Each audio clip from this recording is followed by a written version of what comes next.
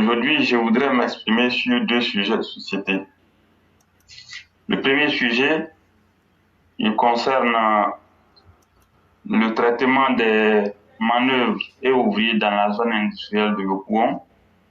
Et puis le deuxième sujet concerne la qualité des trottoirs que nous voyons aujourd'hui avec la construction et bitumage de nouvelles routes. Alors, il faut préciser que depuis plusieurs années, plus précisément dans la zone industrielle de Yopougon, nous entendons certaines choses. Mais à la réalité, ces problèmes qui y sont n'ont jamais été traités comme nous l'aurions souhaité. De quoi il s'agit exactement? Vous allez vous rendre compte que dans la zone industrielle de Yopougon, de plus en plus, les manœuvres et les ouvriers, il leur est infligé, d'après certains témoignages, un traitement indigne. Un traitement indigne, c'est-à-dire la personne part au travail et la plupart du temps, ce sont des contrats comme ça, c'est-à-dire qu'en réalité, il n'y a pas quelque chose de formel en tant que tel. On te dit, tu viens, tu travailles, et puis après, on te paye selon ce que tu as fait. Ça, c'est un mécanisme qui existe dans les pays développés, on connaît bien, mais tel qu'il se passe ici, ce qui nous dérange beaucoup plus, c'est le niveau de salaire ou bien le revenu, le niveau de... C'est ce qui nous intéresse beaucoup plus ici.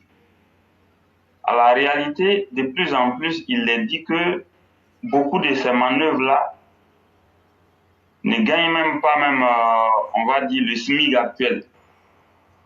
Ça veut dire les 75 000 francs CFA. De plus en plus, beaucoup de ces manœuvres ne gagnent pas.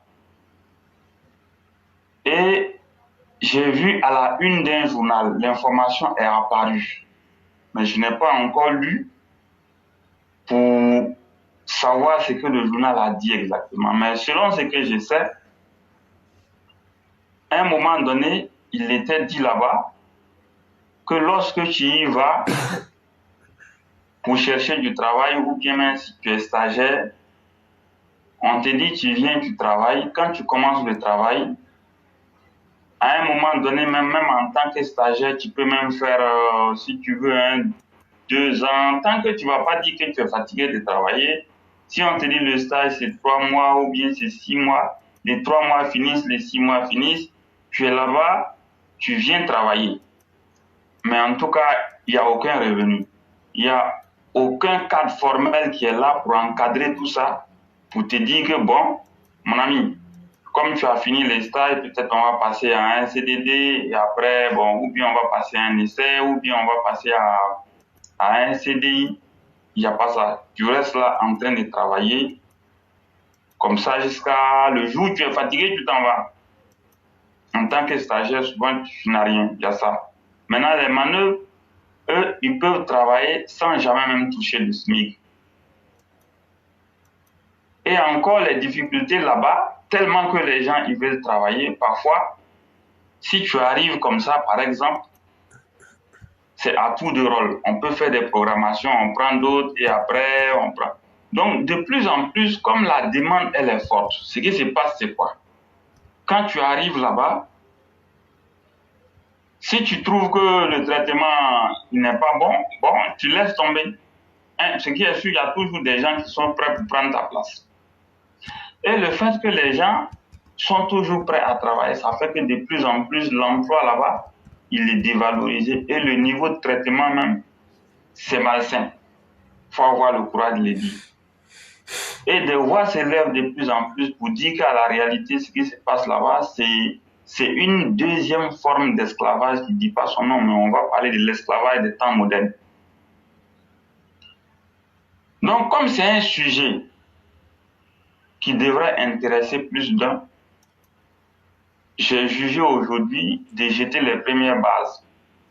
Ceci pourquoi? Pour interpeller l'autorité compétente, il faut que le ministre de l'Emploi et de la Protection sociale enquête sur la décence des emplois dans la zone industrielle de Yopougon. Il faut enquêter là-dessus pour savoir ce qui se passe exactement.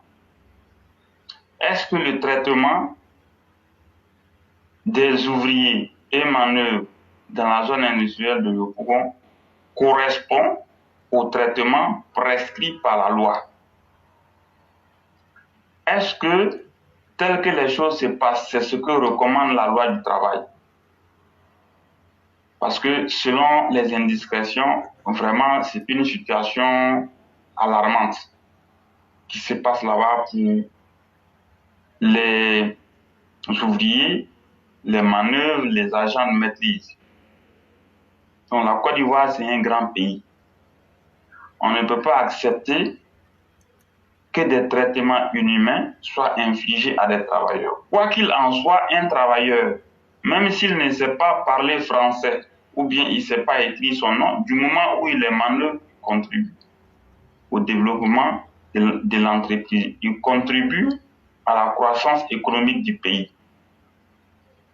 Les ouvriers, les manœuvres, les agents de maîtrise, même si on peut trouver qu'ils n'ont pas de...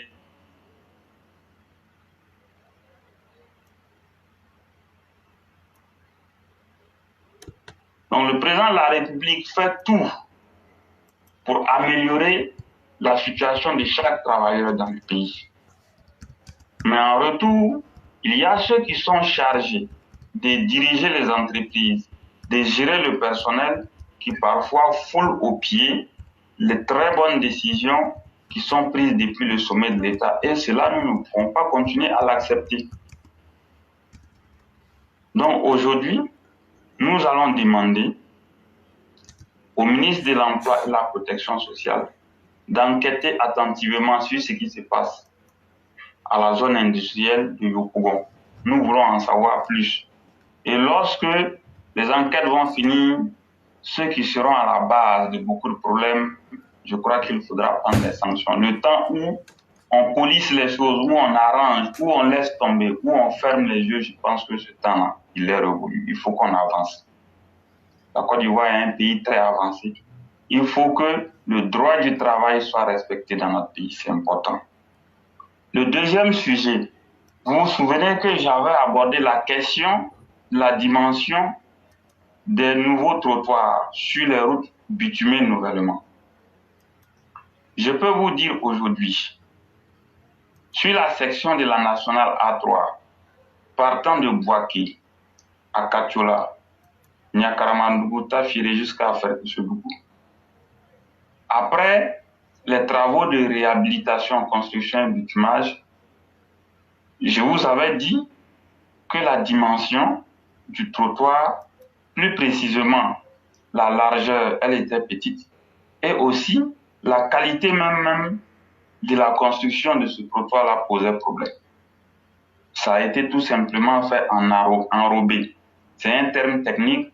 Ce qu'il faut retenir, c'est qu'on mélange du gravier avec un autre matériel, c'est un peu dur et on verse et on dame très bien. Quand vous voyez, vous pourrez vous dire tout de suite que c'est quelque chose, c'est bon, ça peut tenir. Ça peut tenir pour les piétons, mais une route où les gens circulent, où il y a des véhicules qui passent là-dessus régulièrement, ça ne peut pas tenir. On me dira qu'on ne passe pas sur le trottoir, c'est vrai. Mais quel est le constat à l'heure actuelle où nous parlons?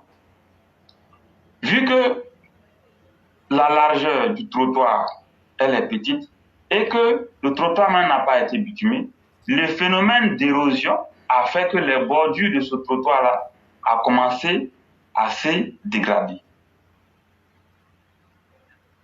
Avec la dégradation avancée, vous allez vous rendre compte que la bonne couche qui a été mise sur le trottoir va disparaître et ça va commencer à attaquer la chaussée.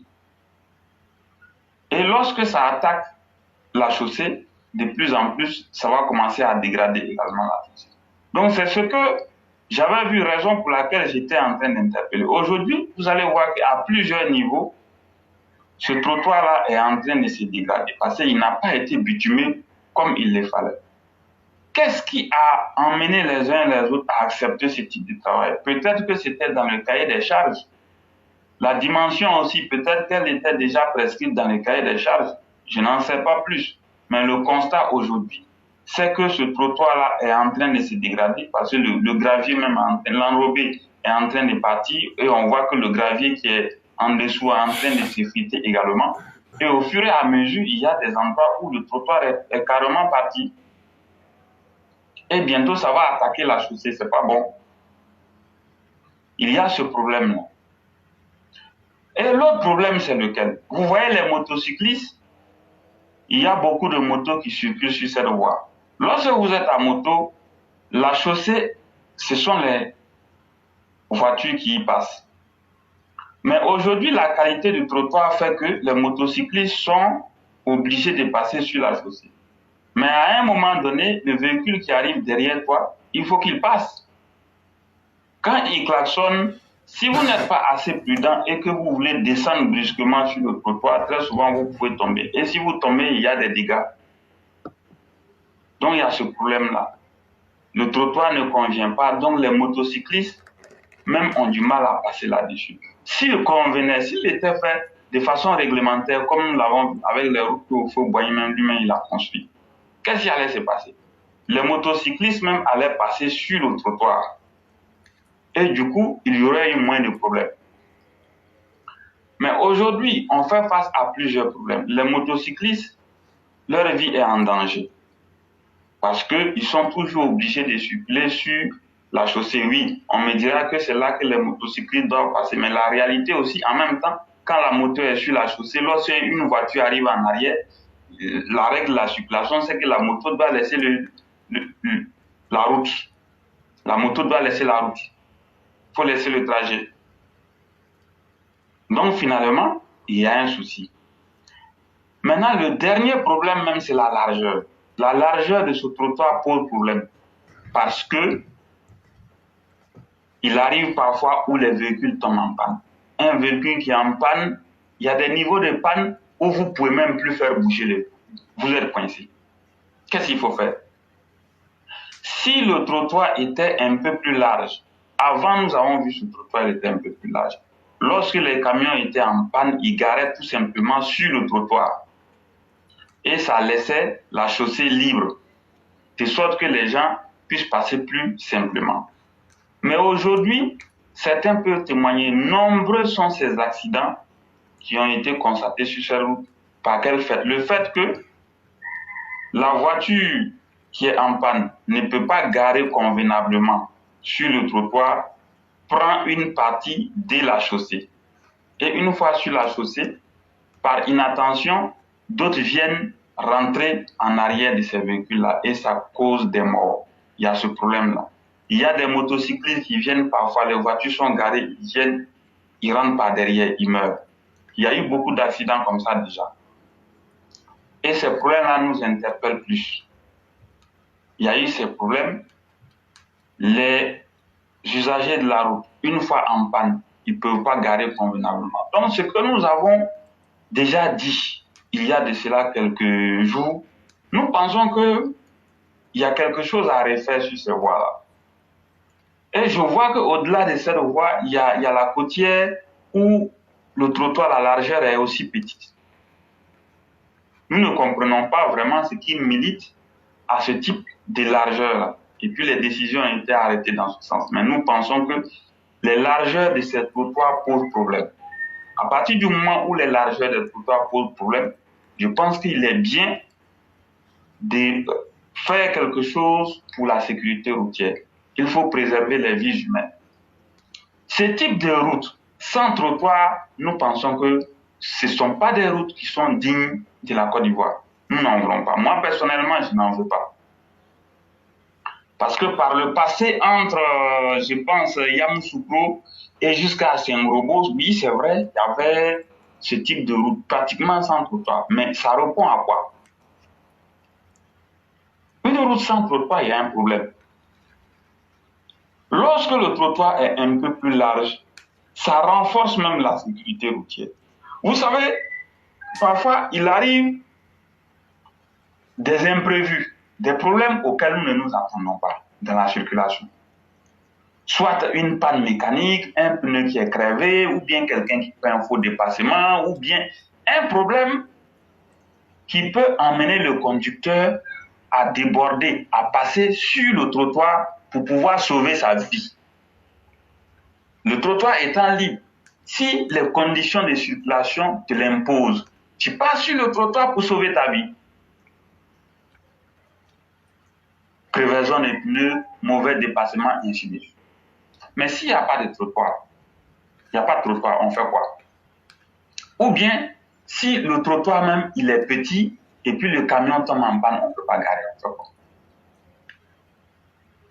Donc, ceux qui avaient travaillé dans les années 70 pour remonter, ils ont construit des routes où les trottoirs étaient libres. Ils avaient bien pensé. Nous pensons qu'il faut que ce modèle de trottoir soit maintenu. On ne peut pas dépenser autant d'argent pour construire les routes et puis rétrécir nos trottoirs et mettre la vie des piétons ou bien des cyclistes ou bien des motocyclistes ou bien des conducteurs et tricycles en danger. Même les tricycles même, dont je viens de parler, les tricycles, ils créent beaucoup plus de problèmes. Vous savez, souvent quand le tricycle, il est sur la chaussée, il ne va pas vite.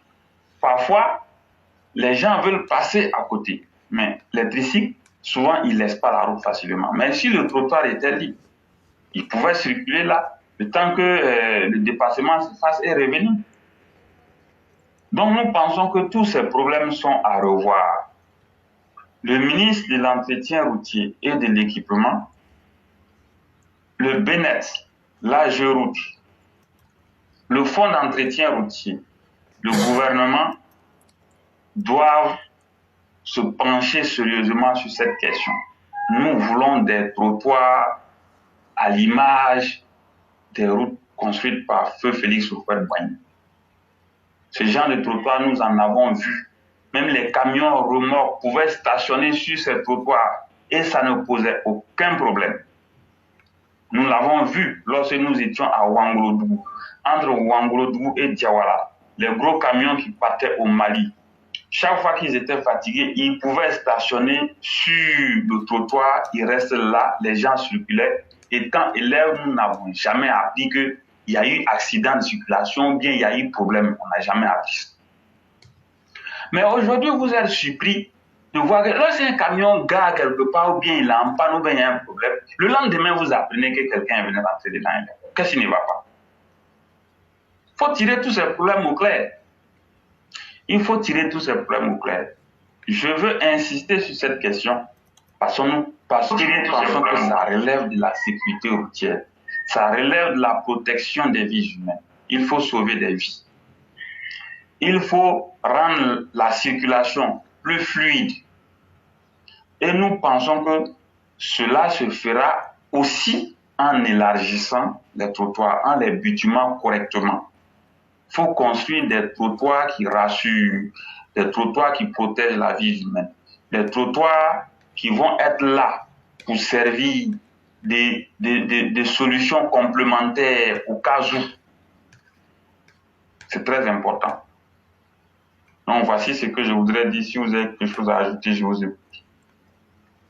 Vraiment, merci beaucoup le concurrent. Merci pour les sujets développés. Et concernant les routes, où nous avons des trottoirs quasi inexistants, j'ai dit que ce n'est pas fait de façon hasardeuse. C'est fait exprès. Parce que la vérité, il faut dire que est-ce que c'est collecter les fonds pour pouvoir mettre les routes qui est difficile ou bien c'est faire les routes? Parce qu'avant de faire ces routes-là, on analyse, on fait toute l'étude.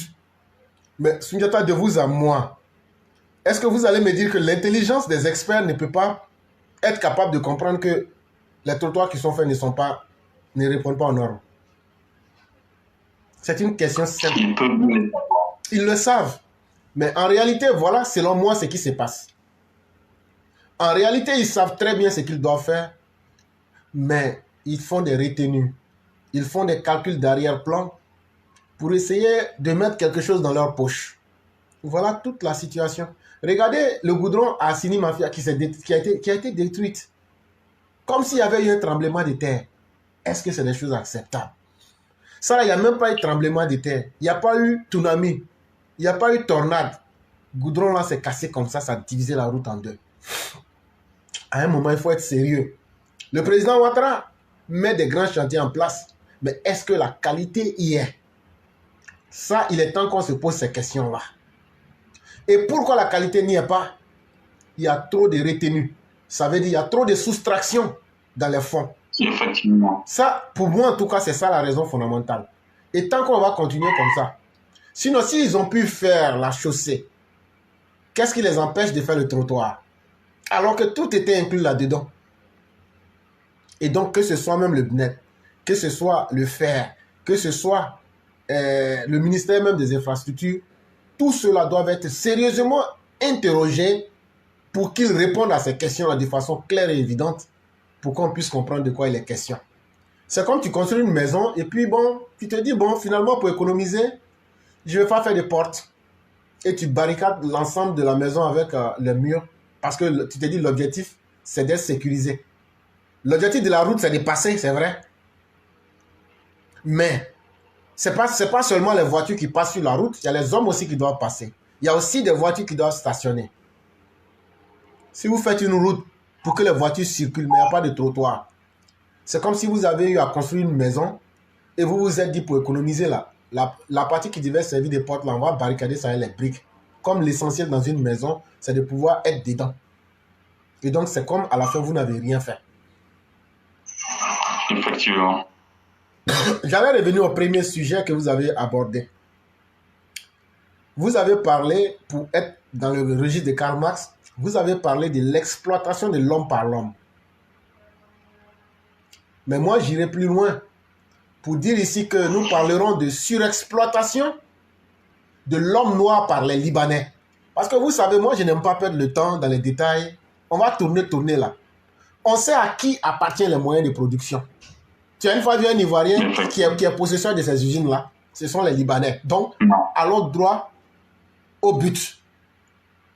On a des gens qui ont les moyens de production, ça veut dire les usines, les infrastructures, et ils ont besoin d'hommes.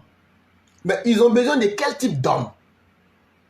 Ils ont besoin d'hommes qui n'ont pas une forte éducation intellectuelle ou académique. En français simple, des gens qui ne sont pas allés à l'école. Ils ont besoin d'hommes démunis. Ça veut dire des gens qui n'ont pas les moyens. Ils ont besoin d'hommes qui sont endettés.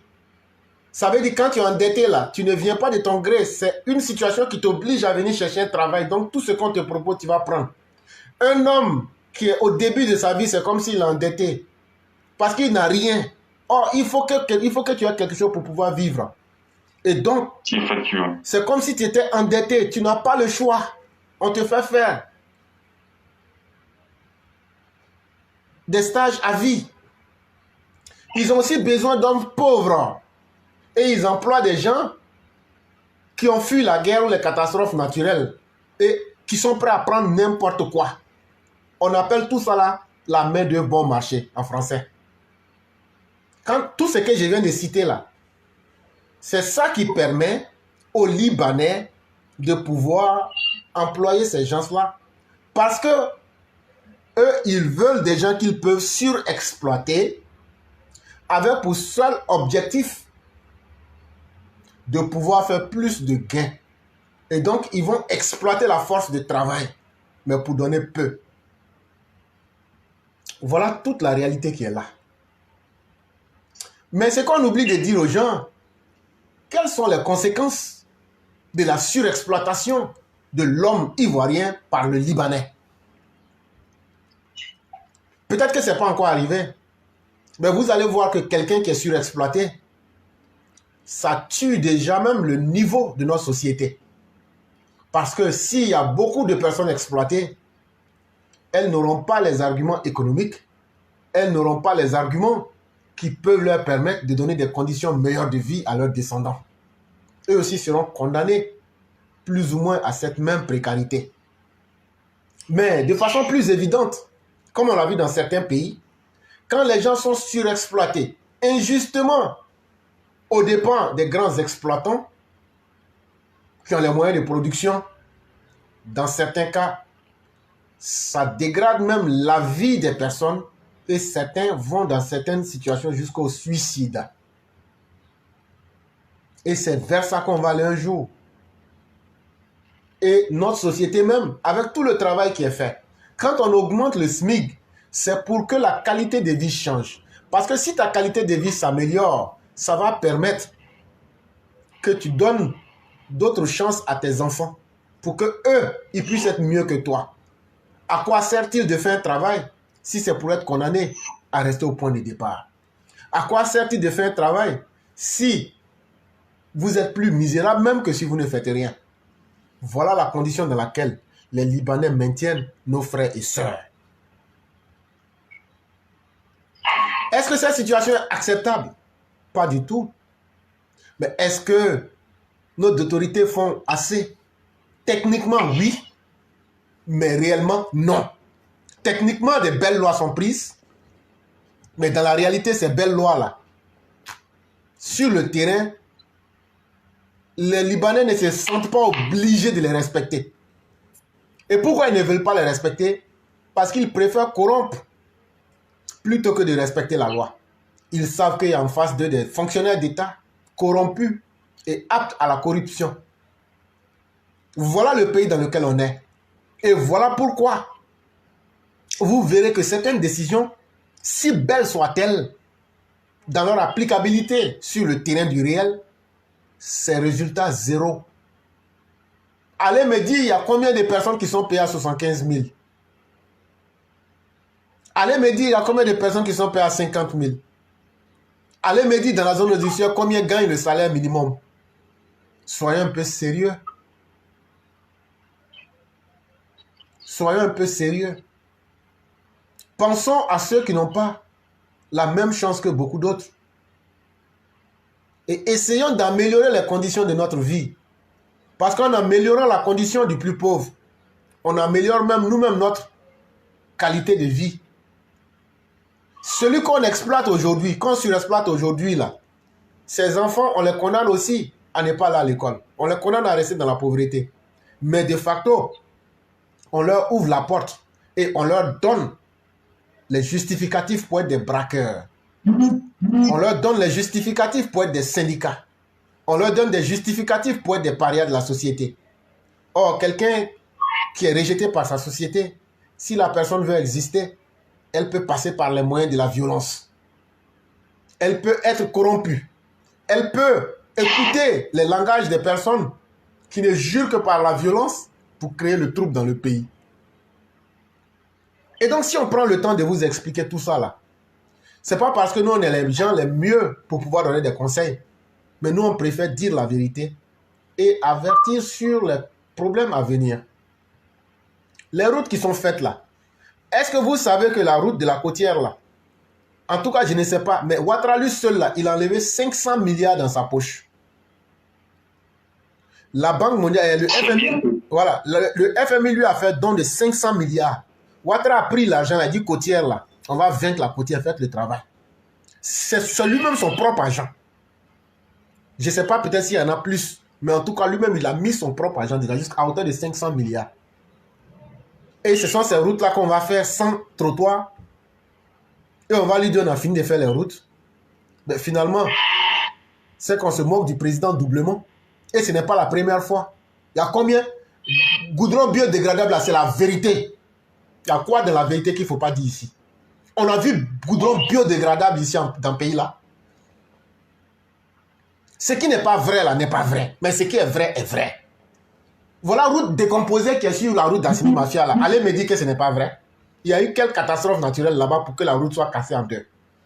Au point que les gens ne peuvent plus circuler. Il y a eu tremblement de terre là-bas. Ça veut dire que le travail n'a pas été bien fait.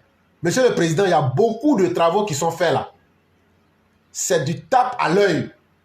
Et ce qui nous fait mal, c'est que ces travaux-là vont disparaître peut-être bien avant votre départ ou juste après votre départ. Parce que les gens font tellement de retenues. Les gens font tellement de calculs pour prendre de l'argent injustement sur les projets que les projets ne sont pas bien réalisés. C'est joli mais ça ne dépasse pas 6 mois. Ça aussi, il faut qu'on vous dise cette vérité-là. C'est joli, mais il suffit de quelque chose là, ça disparaît. Ça existe encore. C'est pourquoi on a eu à reprendre des routes 10 fois. Des routes qui n'ont même pas 1 an. Il n'y a ni de poule dessus. Alors qu'on voit la route de l'autoroute que vous avez eu à faire, ça est là. Depuis 1960. Et donc, soyons un peu sérieux, ayons de la retenue, pensons à demain et pensons à l'image du chef de l'État. Faisons du travail correct.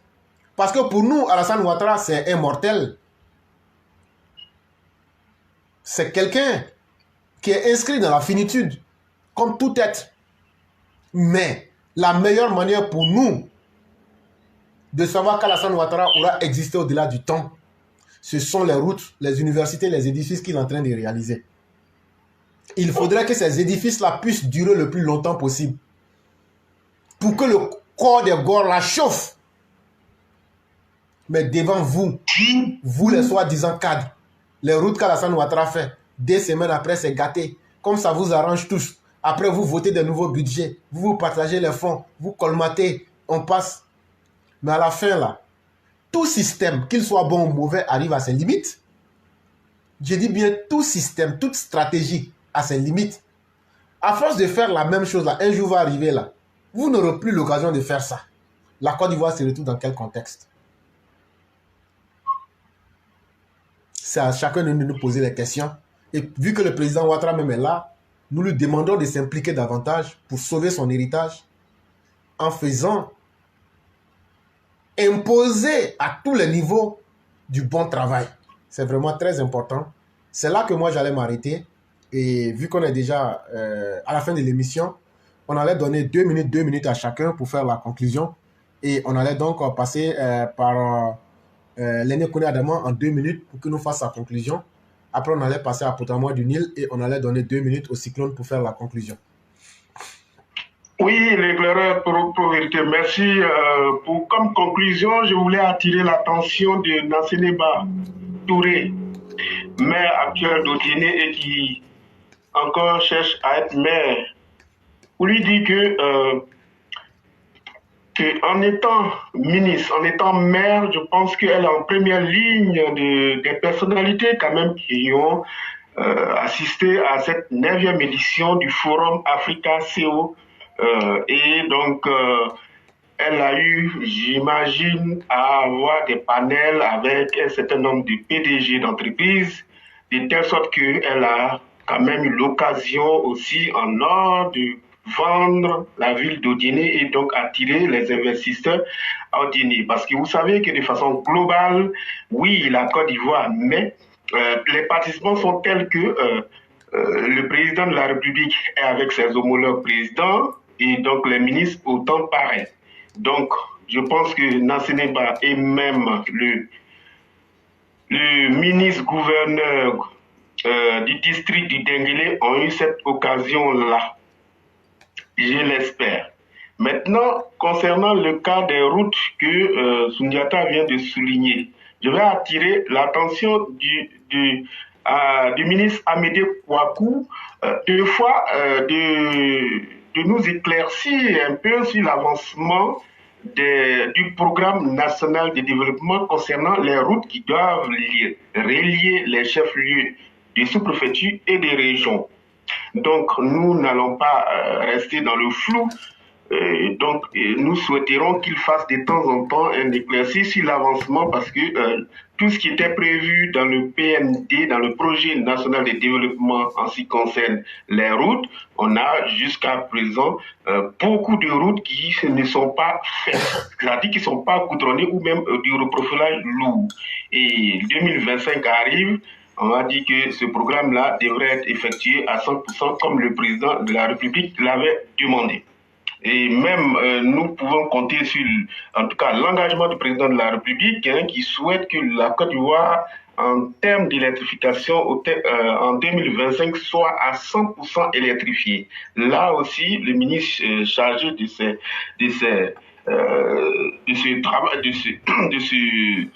secteur-là nous fasse un peu le point et ça pourrait éclaircir les uns et les autres et même nous pourrons apprendre beaucoup comme le président de la CEI l'a fait.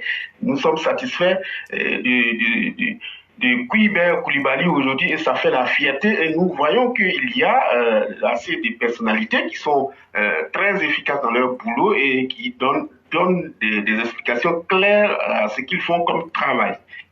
Donc c'est ce que je souhaiterais en tout cas dire comme conclusion et je remercie encore tous ceux qui ont suivi cette émission et tous ceux qui continuent de faire les partages, tous ceux qui continuent même d'éclairer même la lanterne des gens, je veux dire tous ceux qui sont des panélistes tous les jours, qui font ce gros travail-là, et je leur remercie infiniment. Et vous-même, l'éclaireur, je ne saurais terminer sans vous dire grand merci, car on a besoin de communicants.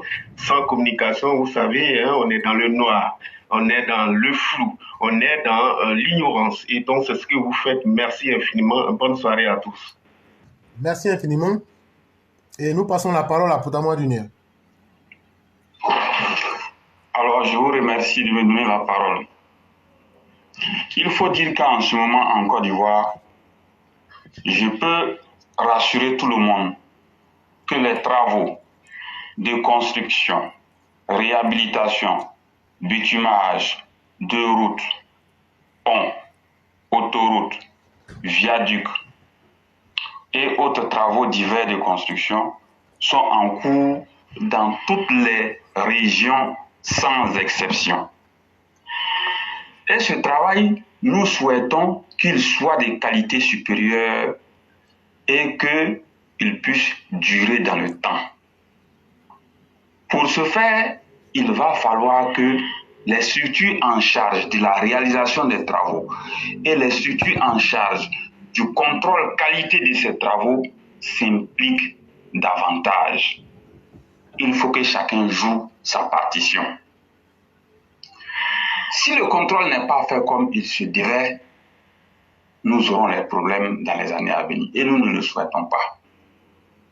Donc, tous ceux qui sont chargés de contrôler ces travaux, il faut qu'ils fassent leur travail avec intégrité et honneur. Pour terminer, je voudrais demander avec insistance aux députés RHDP, le groupe parlementaire RHDP, de s'impliquer également dans cette bataille. Les routes se construisent partout dans tout le pays, à tout moment. Il faut que ces députés-là se joignent à nous pour participer au contrôle qualité de ces travaux. C'est important. Sinon, si ces travaux ne sont pas faits correctement, nous allons le regretter dans les années à venir, ce que nous ne souhaitons pas.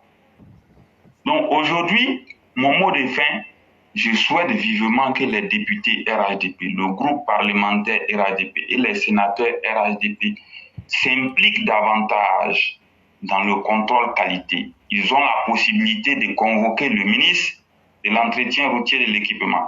Ils ont la possibilité de convoquer le directeur du BNET. Ils ont la possibilité de convoquer le directeur de l'AGEROUTE pour lui demander des comptes. Oui, c'est normal. Parce que, monsieur le directeur, monsieur le ministre, nous vous avons mis en mission, c'est l'État qui vous a mis en mission pour suivre les travaux, ou bien pour réaliser certains travaux, ou bien pour conduire certains travaux. Qu'est-ce qu'il en est? Qu'est-ce qu'il en est de la qualité? Qu'est-ce qu'il en est des coûts? Qu'est-ce qu'il en est de la solidité de ces ouvrages? Nous voulons en savoir davantage. Ils vont s'expliquer et ça va amener les uns et les autres à revoir leurs copies. Vous savez, dans un système, il ne faut jamais laisser quelqu'un, il va avoir trop de pouvoir. Lorsque vous faites de quelqu'un un homme au pouvoir absolu, c'est une grande erreur. Dans un système, il faut toujours faire en sorte que les uns et les autres soient dépendants les uns des autres. Parce que si quelqu'un à lui seul, il a assez de pouvoir, il est suffisamment fort, il fera des erreurs, personne ne parlera et c'est après, le regret sera là. En ce moment, ce sera trop tard. Il y a beaucoup d'autres sujets comme ça que nous allons aborder. Il ne faut jamais confier trop de pouvoir entre les mains d'une seule personne. Sinon, après, c'est la catastrophe. Donc, sur ce point, vraiment, il va falloir que régulièrement des comptes soient demandés à ceux qui construisent nos routes et à ceux qui les contrôlent. Parce que nous voulons en savoir davantage. C'est très important. Merci beaucoup.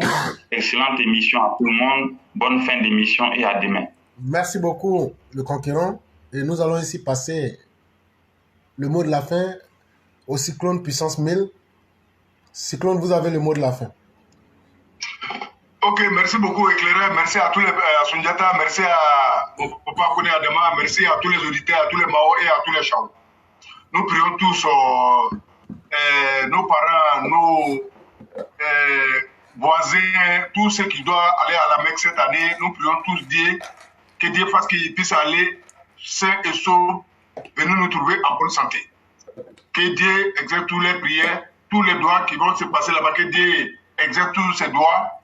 Que Dieu nous protège, que Dieu protège la Côte d'Ivoire, que tous les pèlerins prient pour la Côte d'Ivoire, surtout les Ivoiriens, prions beaucoup pour nous.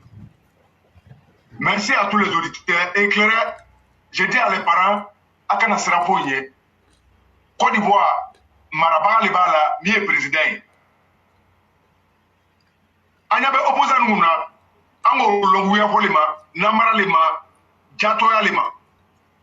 Téléphone na o magan jila aso ka wiyam labo wiya se kolo o yere mai chandu ko bola ni chey ka champo ibori on nyene be ka ko ye agbala be nyene memba on fa on ko di boss ki no be alu jenu aka ye téléphone na o magan jila ke o be nyo yele le no ka nyo ye ko ma be ta be wiya dolma wiya mi bol be champe ka boka mo toro noyi ay jatimlo ke chien bangeni ko tere kele tere fla tere saba abena yo bona kangre ko ma akana barala akana abo ajaka akana diranje ay kebe na achie amole o ni chiambo bro o tiski plateau ka conférence ko tere wala duro ni tike ba o nyere ka do fo anyere ame chiaye ni chiambo bro amo debe be ni chiado bro o yo bo nya ngantebe parce que jamana ni maranu a bete se ka ko longele lombe amena do fo anyere Fara Sundiata akmano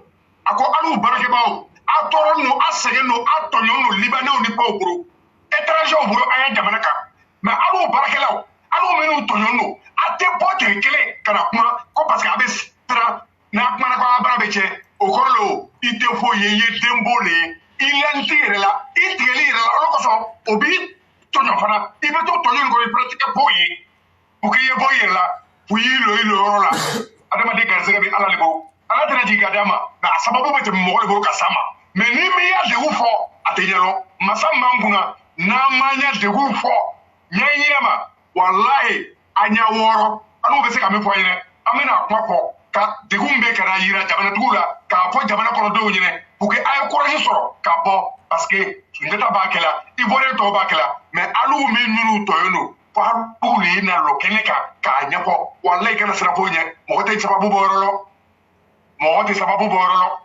e puis fana ni ka po tekila ibiya ya jamana kalfandu turo do le biye ni sera no nye ka to subo na ikono ibe to le kude a ngole ba era broyi anu ko mina ko alaba o ba era leba boko anu fana ka ta parake parce que anu ame kuma na fe ka conseil udama ko ba te bougela anu de conseil point a mettre au balu yere le boro anga lo ibore chama kabe on mena ta barake éclairé Iliche Ali Baraji que Dieu te protège que Dieu protège toute la famille et tous les Ivoiriens ainsi que nos pays que Dieu prospère nos pays et les jaloux qui périssent à l'enfer tout ce qui ne veut pas voir ce pays là qui devient aveugle fou et puis bête c'est tout c'est ce que je voulais dire je vous dis merci Inch'Allah demain sera notre jour. Merci à tous les auditeurs. Merci à tous les auditeurs. Merci au chef d'État. Merci. Inch'Allah, on a demain. Merci beaucoup. Merci à tous ceux qui nous ont suivis. Merci à tous ceux qui ont mis des commentaires. Merci surtout à toutes nos mères qui font la force même de cette plateforme et sa particularité. Merci à tous ceux qui ont mis les cœurs et les partages. Merci à vous-même les panélistes qui avaient animé. Que Dieu nous maintienne en santé. Et surtout ceux qui sont du côté de New York, ne sortez pas sans les masques. C'est pas bon dehors. Et déjà, vous avez l'impression même que tout est orange quand vous levez les yeux. L'air est très pollué. S'il vous plaît, mettez les masques pour sauver un peu votre santé. C'est important. Donc, merci à tous. Et nous prions aussi pour que les Walter et autres puissent bien se sortir de cette situation là-bas. Et donc, il n'y a pas de situation à s'alarmer. Seulement, ce sont des mesures de précaution. Merci à tous les panélistes. Que la grâce divine demeure en nous. Demain, on se retrouvera pour la voix du militant et tout le monde pourra s'exprimer sur tous les sujets avec une liberté extraordinaire et légendaire. Merci à tous. Merci.